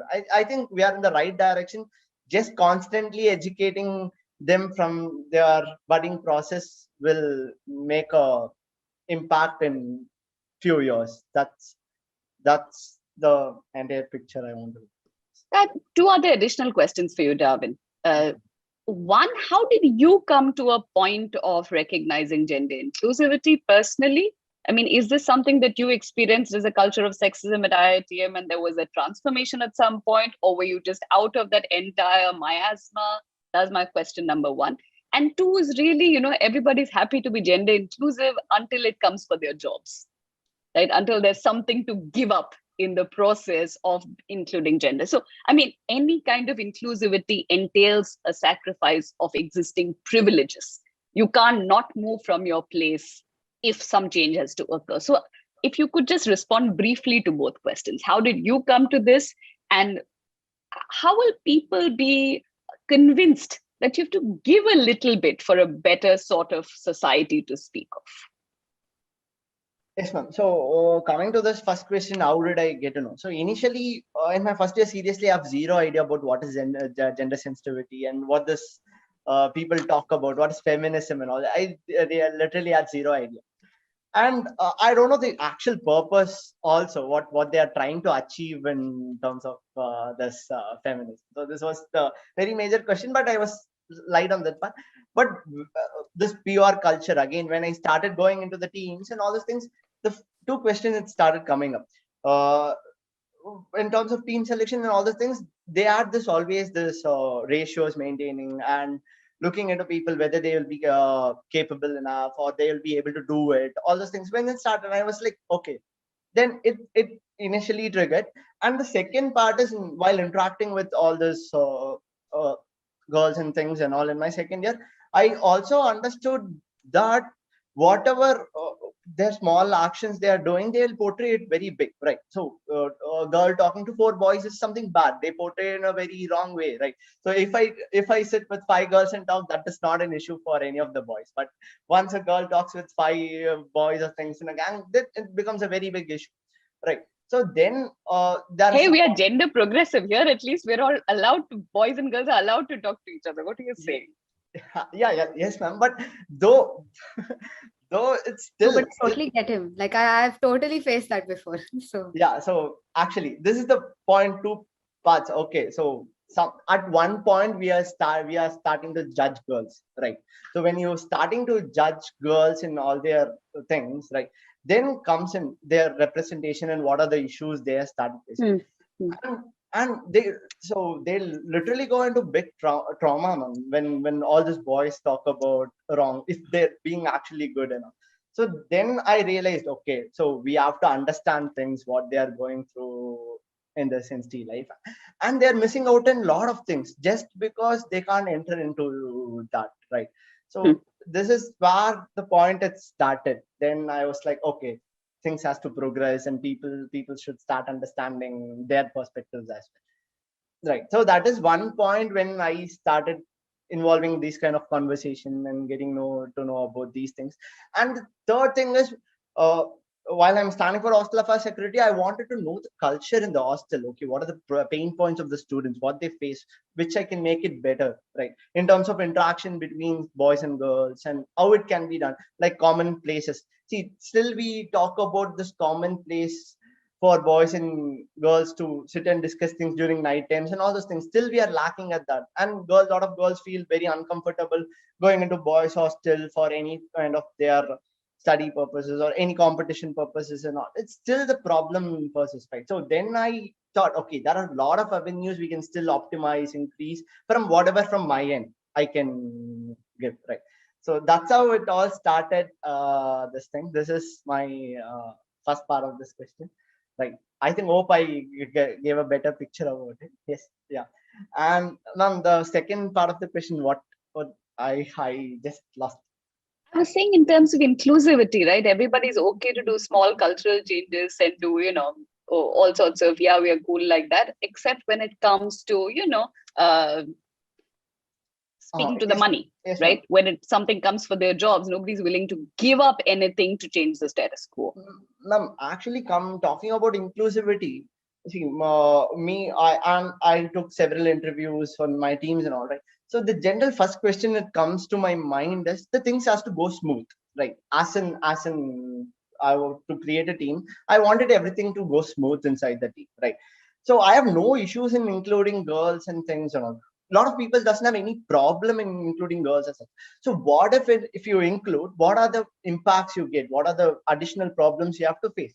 So they have to be well prepared on that. So when someone is taking a team, let's say I'll give my sphere as an example. This some every people talk about, right? So in monitoring, one major vertical in my sphere is monitoring messes and things. So where coordinator or super coordinator has to talk to different people like caterer, vendors, and take all the criticism from the students in every part, right? So will that be okay for her and all those things which starts that question? Will the process be smooth? I think majority of the people are okay to include. They are very happy to include girls as such. The only thing they feel about is the additional problems which might arise of including. But I think still we have to give the choice to the girls whether she's ready to take it up or not. So that's what inclusivity actually in terms of an institute, people are ready to do that. But other factors, other X factors is kind of stopping people to take this bigger call. X factor. Yeah. Okay, we will make a repertoire of X factors at the end of this discussion because they're threatening to, exceed the ABC factors almost. Thank you, Darwin. Sankalpa, you've had your hand up for a while, and then Brisha, closing comments on this set of discussions before we move on to questions of harassment. Yes. So coming to the resentment regarding affirmative action policies on campus, I feel like a way in which the message is sort of being packaged and communicated itself has bad rep. And it probably starts from there, and that sort of breeds extra resentment. And I think a way in which this can be packaged better is to really put the statistics out there. I feel like this is a place where people appreciate numbers. And even though we may say, women face these problems, Brisha keeps bringing this up, I don't have the stats, but, this is sort of my experience. And I really think putting numbers to it and putting the notion of a collective set of problems that people are facing will really change the way it's perceived. Because, people don't intentionally want to not include. They're, open to diversity and inclusion. But I feel like they're just not understanding the messages right, like even with the supernumerary quota. So I just feel like we need to change the way we are conveying this information and include more statistics, include the number of women who are actually making it to IIT, the number who join different companies, different placements, and how many actually stay. And while the question of privilege is also important here, because all of this is not happening in some contained chamber outside of society, and even though it may initially be, privileged in terms of caste and economic status, women who are getting access to these opportunities, it sort of still means that there are suddenly more women who are getting these opportunities compared to before. And that's no mere small feat, because that is also inclusion that is important. And while other forms of inclusion are also definitely important, I don't think discarding one on the basis of the other is very productive. Rather, we should strive for all forms of inclusion, and it may just begin here. This is only the starting point, and that should be conveyed. It's not just, today it may be, 75% of the women who are accessing this policy and who may be benefiting maybe from privileged sections, but only if we push for more such policy level decisions like this, will there be more women who can actually come in and access these opportunities. I'm only going to add one word to that, Sankalpa, to say that, yes, I absolutely think presenting the information is important. Perhaps even tracking the results of affirmative action over the years, because technically the goal of affirmative action is to get to a point where it's not needed anymore. So one, tracking it, two, deepening it so that it's intersectional, that it's not purely on the basis of gender, but intersections of gender, class, caste, as the case may be, and constantly communicating that information to the audience as well. Risha, last words on this before we move on to harassment with a capital H. Yeah, so a very, very quick thing. Actually, I really agree to whatever Sankalpa said, and I totally believe that stats are very important. But it's a very different take, actually, based on what you said, right? How do we get men to give up their jobs, like give up something before they achieve, achieve the higher purpose of sorts? But honestly, I feel jobs is like pushing it, because people don't give up even small things like comfort. So very small incident, like for example, I was giving a fresher orientation as the sports secretary just a couple of months back. And in that orientation, one boy, and it really threw me off in the presentation, okay, because you're giving this presentation to them, for them, and all of that. And one boy spoke about something about my voice and how my voice was good, or in a certain way. And the thing being, it's such a ridiculous statement, and it's so objectified that at that moment I didn't expect it, right? You're in this whole swing that you're giving away orientation and all of that, and then I saw that statement, and a couple of people just attested to it, rather than, and it wasn't in the sense they weren't making fun of me.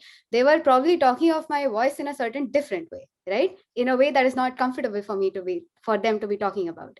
And it threw me off so bad. And yet not a single person on that chat told that boy that what you're doing is wrong. Okay. And this is a very small thing, right? Like in an orientation, just imagine if a fresher had, nothing. I totally believe in across batch, all of that, no seniority and all that.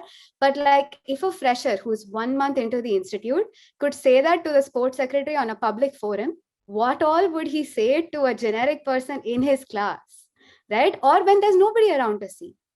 So the point being, and nobody raised their voice. I feel this happens a lot. Like, when we're just talking in a group and something wrong has been said, something wrong has been said. Forget girls taking a stand, okay? Like I know of, like say during my election time, a lot of people were talking about how I did stuff to get certain people to support me, okay? And in this conversation, I had friends, okay? And those friends didn't raise their voices against me.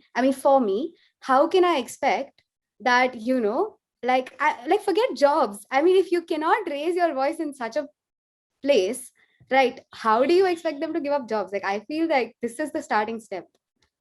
I agree. I think there's an active culture of courtesy, respect, camaraderie, and friendship that needs to be furthered, including active allyship from women and men to say what forms of behavior are permissible, what forms of behavior are not.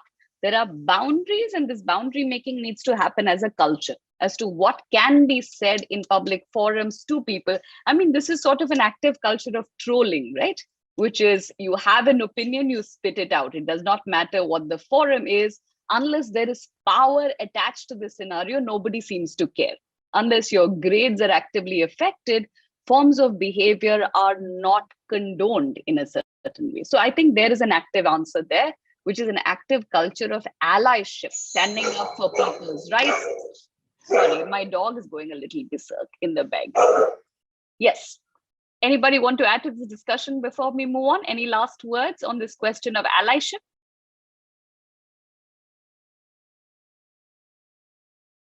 Ma'am, can you also talk about how women can be allies to each other? Sorry, tell me again. How women can also support each other.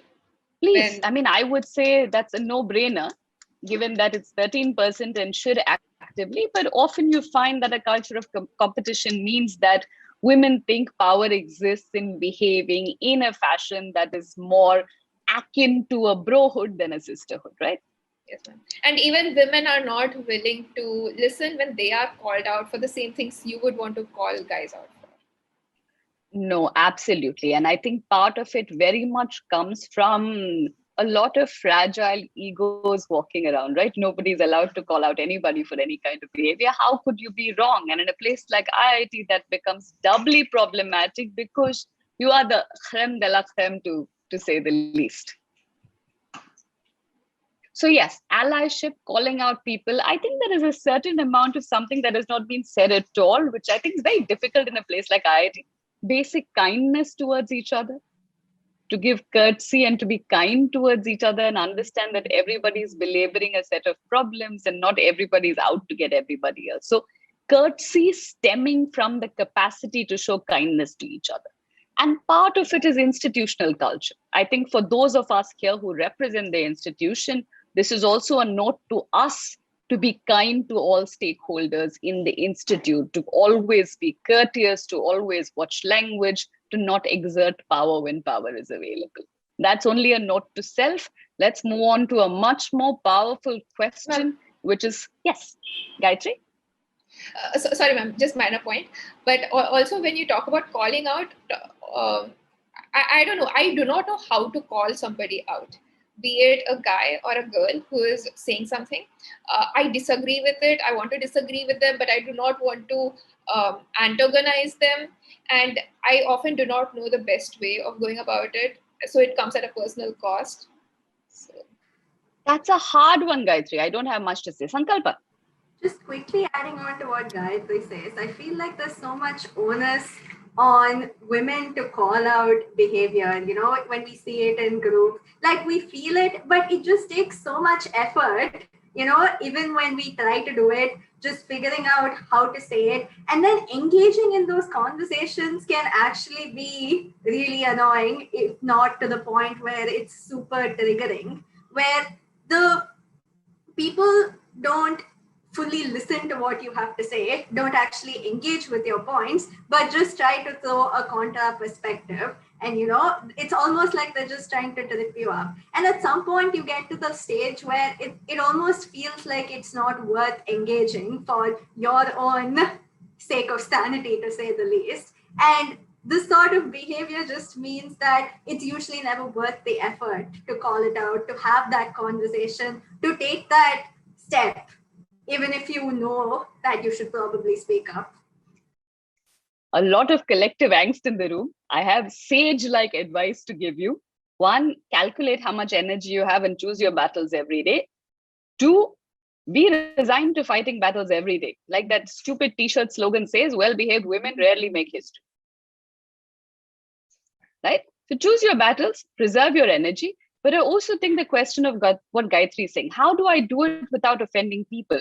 Well, this is the thing. Offense is available to be taken by others, right? You have to figure out after some point of time what you want to be included in. Do you want to be included in abetting certain forms of behavior? The least you can say is, I do not agree with this. I am not party to this. I am not going to be included in these forms of behavior. What others do is beyond your purview. But saying that, I think, is really important just to make sure that opposing voices are heard. Part of building a progressive culture on campus is to say we can disagree and not hate each other. We can absolutely disagree. At some point of time, we might converge or completely diverge, but it's possible to be different and live together. And this is a lesson that we all badly need to learn. With that sage advice, Brisha, I'm going to cut your raised hand short and get to the question of harassment because we are spilling over time. We're already at 8:40 people. Indu, how are we doing on time? Indu, if you're here. I don't know. The audience are still with us.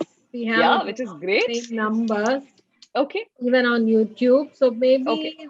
Yeah, we can go another 20 minutes maybe. Okay. Sounds good. So let me make very, very specific questions because this is an issue we all agree exists on campus. So I don't think we have to produce statistics to prove that harassment is a rampant problem. Instead, I'm going to ask you to pass out 3 instances in your own experience, either having been narrated to you or you personally experienced, if you're comfortable sharing it, of large harassment, medium harassment, and small harassment. It's like the 3 bears. Brisha? Okay, so I'll be very honest. Okay, so while we all know that sexual harassment happens on campus, I think none of us, like Sankalpa said, the numbers are super important to understand the issue. None of us realize the extent of it. And here I'm not even talking about, see, first of all, there are no minor offenses. Honestly, everything is a major offense, but in the very crux of, let's just take major offense as rape. Okay, very honestly speaking, I realized the statistic, in fact, this number just a couple of days back, probably a week ago, and it has shocked me after that to no extent. Honestly, because in a group, like I'm just saying, like in a group of say 7 girls or 9 girls, right? There were 5 out of these 7 who had faced sexual harassment on campus. And these are people I can tell you that all of us know, right? My point being, if that number is not scary, then I don't know what is. 5 out of 7 in your own circle of people that you probably know at some level, right? It's a very scary number. Okay, and you know, most of these people don't come out and talk. I'm just saying ki the number of cases, that rape cases that go to CCASH are like much lesser than the ones that happen. Honestly, the number of cases that people even talk to their friends about are much lesser. And it is so beyond shocking that on a campus in IIT Madras, where it's, you know, the most premier like institute, and we have, how do you say, we have the most educated population, right, on campus. And in spite of that, the perpetrators of majority of these crimes are actual students studying on our campus that we can do nothing about. Because you know what, to be very honest, as much as we say that it is smart to call out, it is in fact, you need to be the voice, you need to raise your voice and call out these people. It's very difficult because in our society today, you are going to be branded as, even if you have done a lot, right, in life, you will be branded as the girl something happened to. And it's a very scary step to ask people, like honestly saying from personal experiences or friends or whatever, right, to ask them to call it out. Because a lot of people, it's not because they're scared to call it out, it's because they don't want to be labeled as that. And so many people walk free because nobody is ready to take a like you know, ready to go and tell something. And these people, these perpetrators, I know, have recommitted crimes because they weren't called out the first time.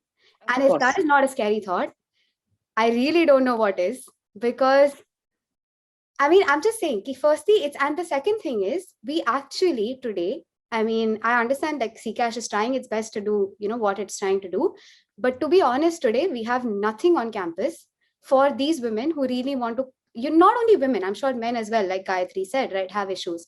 there is nothing on campus to really systematically and in a very efficient manner tackle this, like purely from personal experience. Let me ask a very important question here, Brisha. So are you telling me that in many cases, and I know Hema is on this call as well, that CCASH included, the mechanisms on campus for ensuring anonymity of anybody who complains, are those mechanisms ineffective?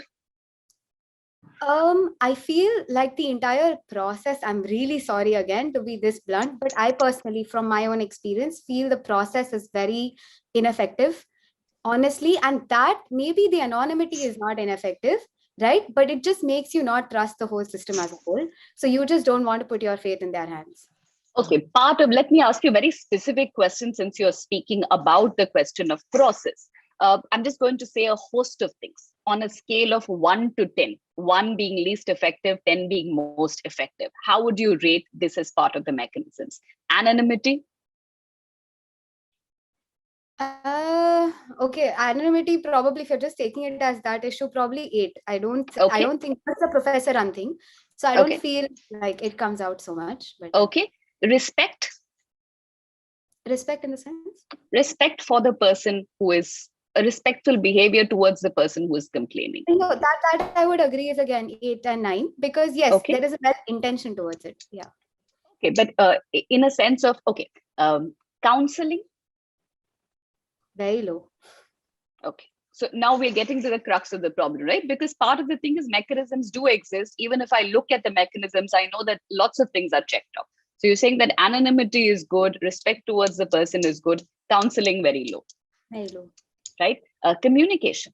I would just like to add one thing. Respect towards the issue, like I said, it's well intentioned, right? So you respect the person, but respect to the issue is the way you deal with it and how much progressive action proactive action you take. I'll come to that. I'm just breaking it down in a modular fashion so that even as an institute, we know where is it that action needs to be taken. Yeah. Right. I think respect for the issue is very low. Okay. Respect for the issue itself is very low. Counseling very low. Communication.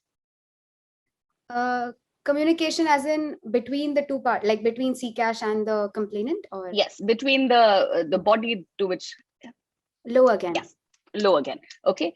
Regularity of updates, confidence, instilling confidence in the complainant. Very low. Okay.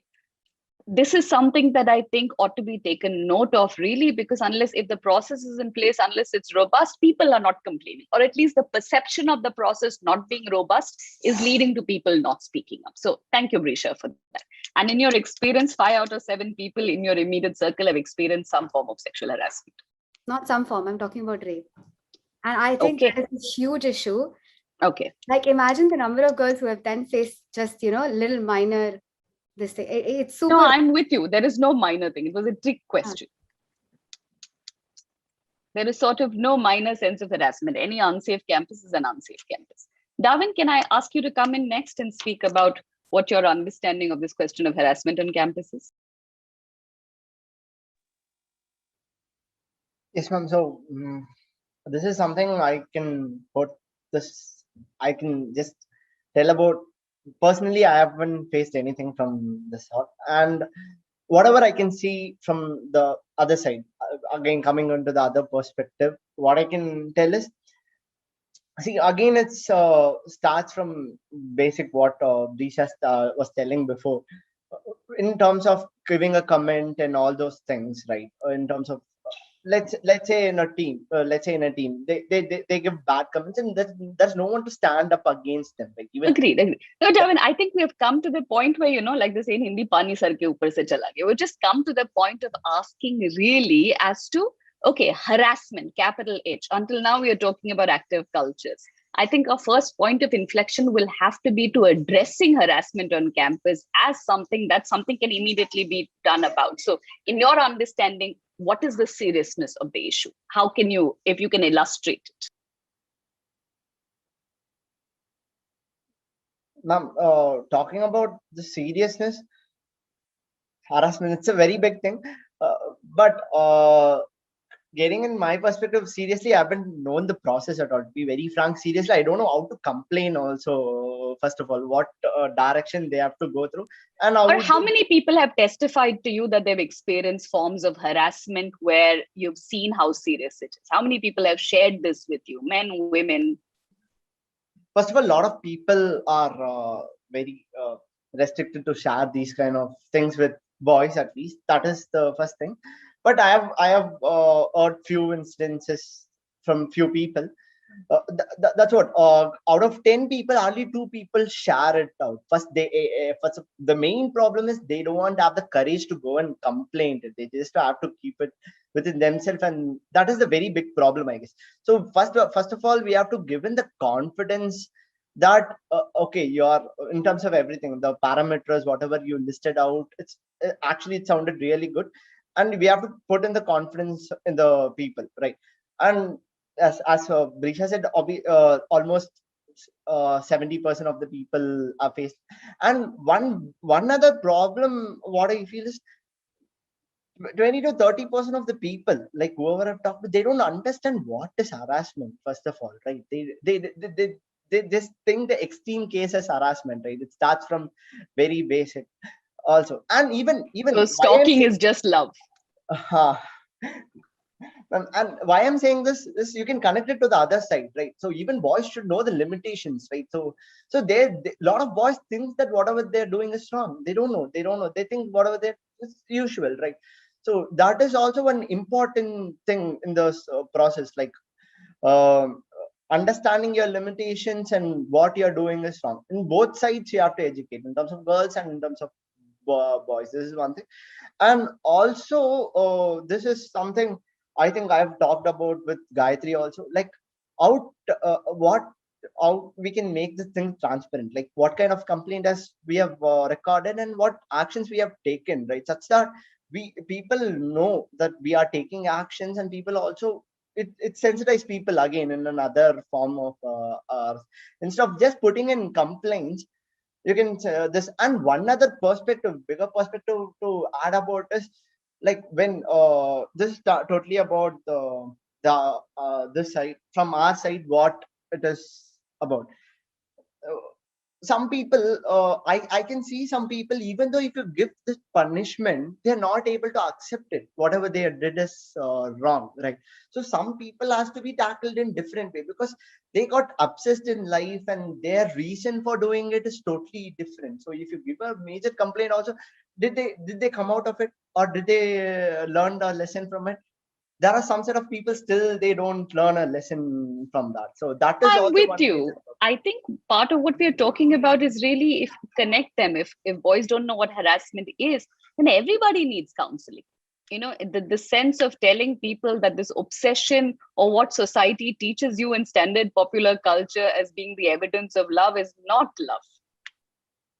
It is harassment and the opposite. And so yes, I'm with you on the fact of, it's not just punishment that will work. I think a general culture of respect needs to be inculcated. Exactly. So that is one thing, ma'am. And also one other thing is, seriously, if something happens to the boys' side, we literally don't know whether it comes under an offense or something, right? So if we don't know, see, actually the stats also might tell the boys would have given very less complaints, right? So literally, it's very hard for us to understand whether whatever it has happened to us is something wrong or good. It's even more intense than this side. So that's where the basic roots which starts. We don't know what are boundaries and what are the things, right? So that is very primary, and that should come up with. And coming to this punishment part, right? Coming to this punishment part, I think being more transparent or talking about this issues little bit open to this people will sensitize people a lot and reduce these kind of complaints. And also both everyone gets confidence about the system. Okay, there are some actions taken, there is some standard procedure to give our grievances and complaints and all, right? So this is So Darwin, let me ask you the scale question as well. In terms of confidence in the process, on a scale of 1 to 10, 1 being least, 10 being high, what's the level of confidence right now in the complaint process? Very low, ma'am. Below 5. Below 5. Below 5. Okay. So should I say 3 or 4? Let's say 3. Let's say 3. Yes. It's 3, ma'am. That's a very telling comment on the fact that there isn't confidence. So even if there are processes on campus, clearly the communication is lacking. And as and when people avail the process, there seem to be lacunae in it. Okay. Thanks for that, Darwin. Sankalpa, then Brisha, and then last words to Gayatri. We are wrapping up soon, people. There is a dinner awaiting many people. And we don't want to lose this audience because they've been with us for so long right now. Sankalpa. So I've had a very different experience to what Brisha spoke about. In my immediate circle of extended friends, nobody has ever spoken about harassment. They claim to have not faced it. And in my first 2 years of campus life, it wasn't something that I thought was actually around. I never knew that it was a problem. I never knew that there were grievance redressal mechanisms via CCASH. And I would only peripherally hear stories. Even though from my first year, I know that there were all of these seniors who would call us to, in our freshie year, call us to places late at night. And there would be some activities that seemed problematic that I knew were sort of happening. There was no conversation that it was harassment. There was no conversation about it going on. And I have an open question here to both Brisha and Darwin. Is this lack of conversation also because of the victim blaming that happens to the people who actually come up and speak about it? And my second question is, do these people know what consent is? Is that something that they think about? Is that something that comes up? And if it's not something that they either think about or is spoken about, then how can we reinforce the importance of consent in all interpersonal relationships that happen on campus? Could I add something about the consent part and everything that she spoke about, right? Of course, Brisha, and respond to her question as well, right, about the victim blaming thing. Exactly. So firstly, I think victim blaming more because we see, like Darwin said, 2 out of 10 people even come out and probably talk to CCASH about it, right? Honestly speaking, even those 2, including the remaining 8, a lot of them blame themselves for having been in the situation in the first place. Okay. And that happens a lot. I mean, all these people I've spoken to, right, in the last couple of maybe the 1 year that I've been here, as the secretary, and people approach you and all of those kind of things. They literally say, I know it's my fault, but I feel what happened is wrong and I want to call out. And I was like, wait, how is that your fault? It's not your fault. Why, even if you put yourself in the situation or whatever, right? The second thing, why people feel it's their fault is because they draw a boundary at when consent has to be taken. Okay, very honestly speaking, consent, and a lot of times people say consent is yes or no. It's not that. It is you are aware when the person in front of you is not comfortable with what is happening, right? A lot of times people are not in that mental capacity, in that space to say a hard no, no, you can't do this to me. A lot of times it's even drowned out, right? So I personally feel that there is consent is a very big thing actually to be defined, and that level of maturity, that level of awareness needs to develop in all of us to be able to realize what consent actually is. Okay, and that is not just saying no. Honestly speaking, that is another thing. And coming back to I know we're talking about very big issues, right? Say, for example, rape and all of that. But a lot of times, I don't want to undermine the other issues, which are sexual harassment on a generic basis, right? And to be honest, that happens a lot on campus. Darwin said, right, a lot of people don't realize that it's wrong. They don't realize that it's a wrong line to draw or whatever. But once, I'm just saying that, once an issue has arisen, as small as it may be or big, right? Again, there's no small and big, but as the problem is, once it has been placed into the hands of certain committee members, then very careful action should be taken on dealing with each issue. One, to separate out, fake complaints and real complaints. I get that there are actually cases of fake complaints and it is difficult to decipher between the two. But in whatever sense, right, it is your duty to really ensure that at all steps of the process, the victim actually feels comfortable. It's like actually the organization or anybody, right? Anybody needs to make them feel like they should come out and talk rather than them taking the initiative themselves.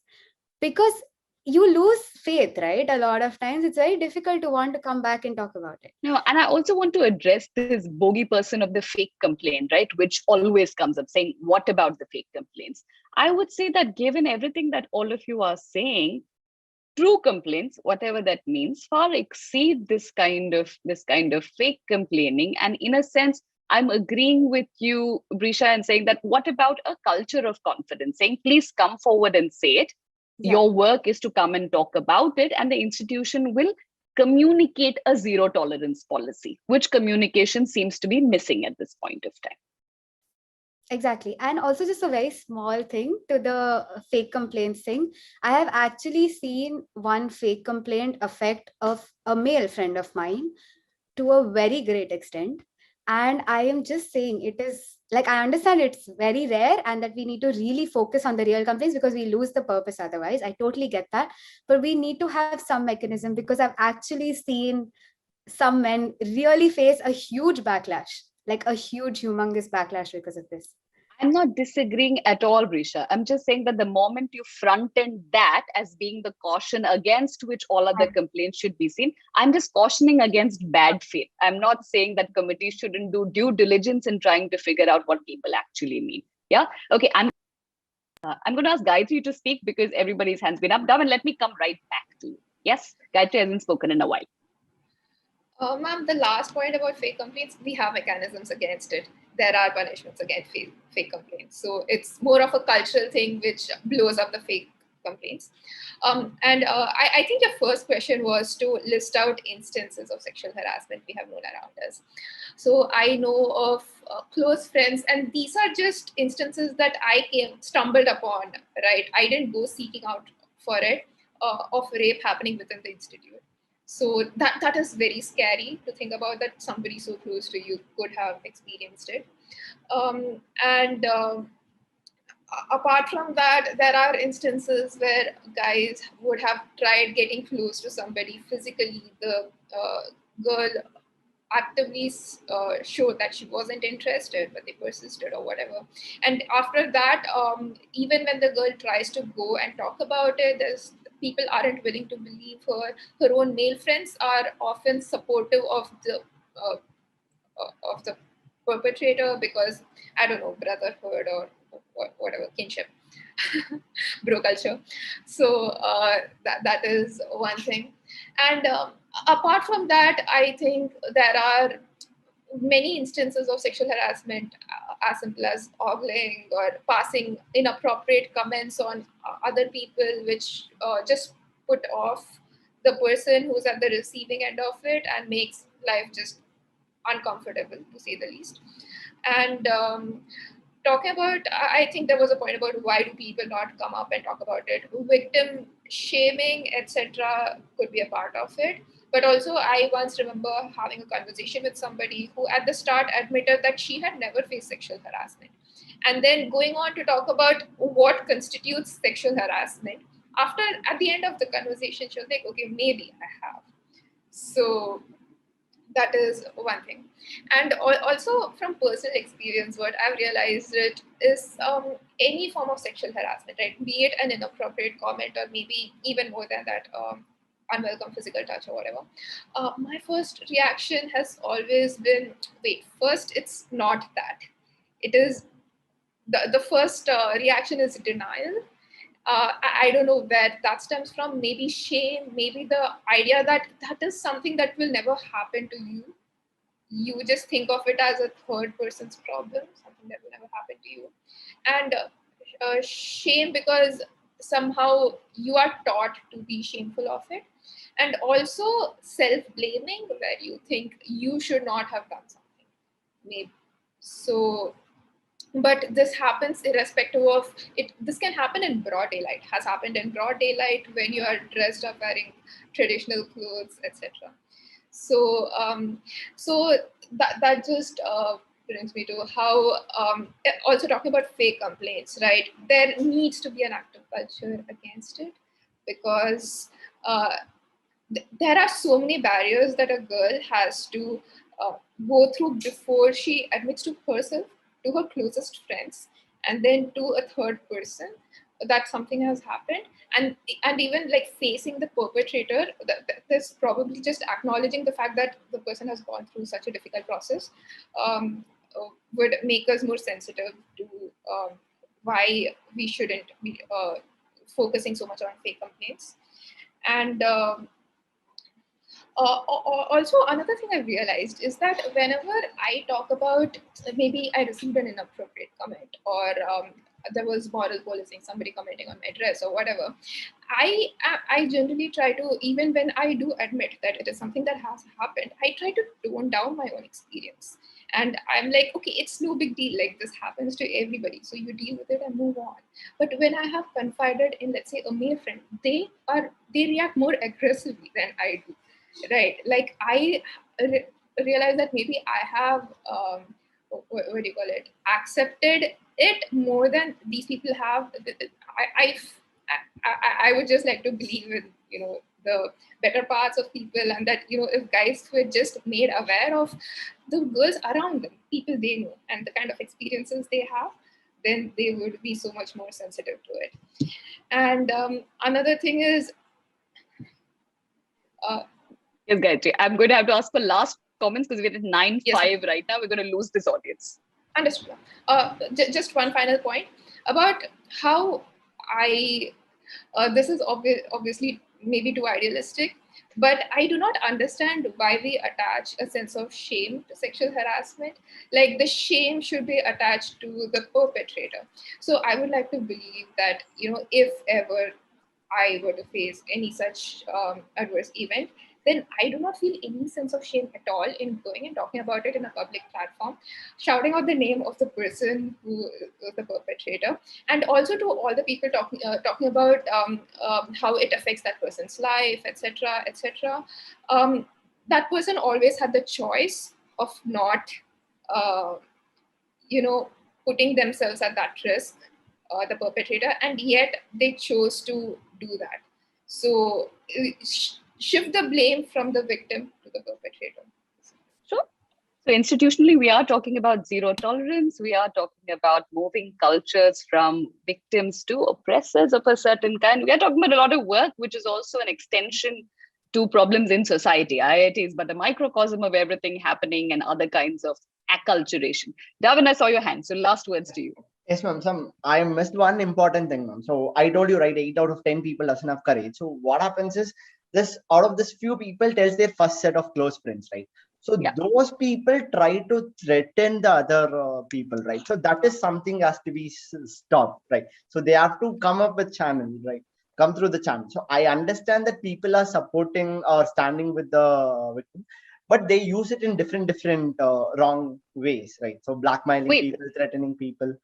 So you're saying that should somebody have experienced harassment, they tell their friends and their friends threaten the named oppressor? Yeah, exactly.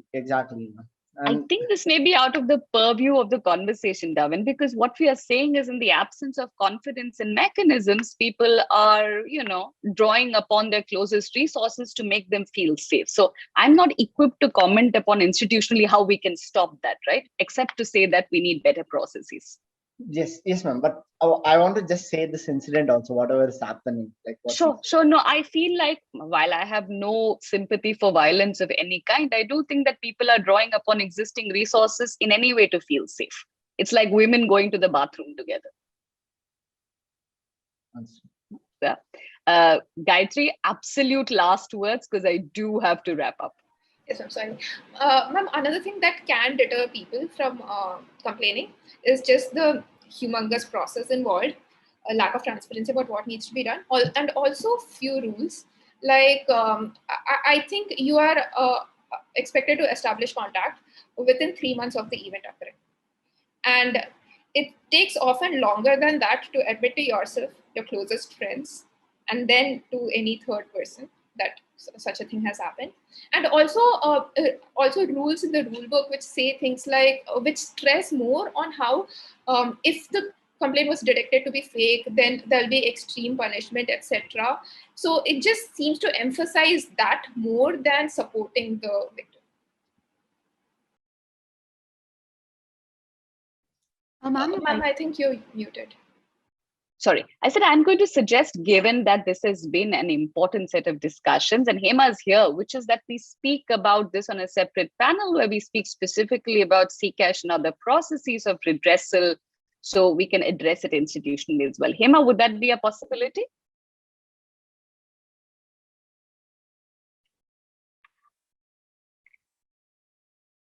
I would.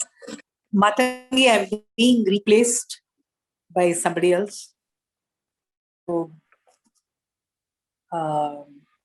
perhaps the other person will take over soon.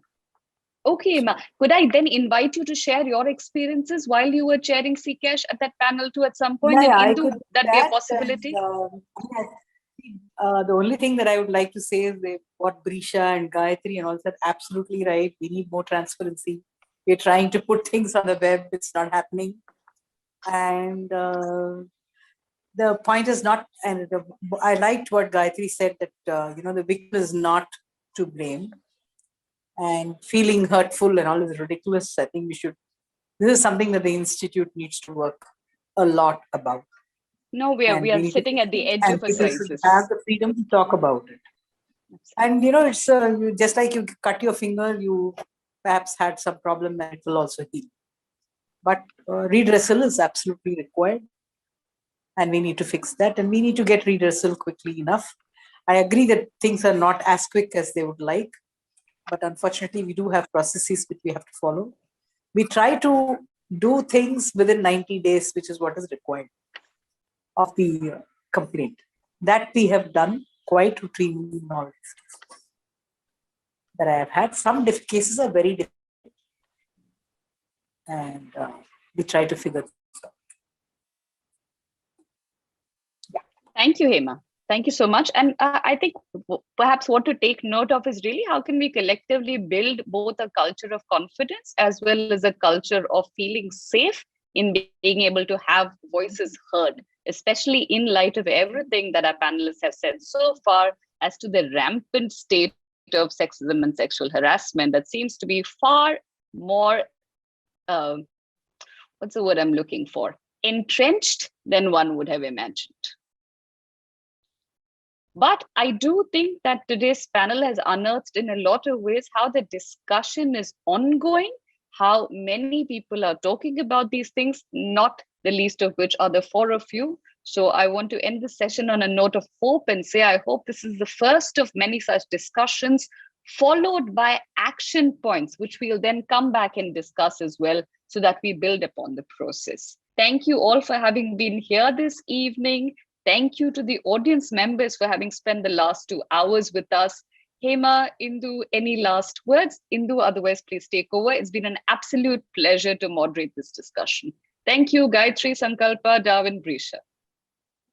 Yeah, thank you. Thank you very much, Matangi, Gayatri, Sankalpa, Brisha, Darwin. It was really an eye-opener for many of us. It gave a lot of insights on the world of students. Although we've been hearing stuff, it's good to hear, and particularly Darwin's inputs were really valuable. Again, I would like to reinforce here that we are aware of the problems do exist. We have unique problems in campus, but I would also like to hear from you solutions. So we don't have time now, but feel free to email me or Gayatri, whatever you think of. Like, one thing which we have been talking about is having a forum, and it can be an anonymous forum where we are in the process of developing one. I need your help here, where people can just report on a day-to-day basis. Hey, this happened to me, without names or anything. Like this whole Brisha's statistics is mind-boggling. A number of people who are impacted. We thought that undergrads, the number would be less because they are so outspoken.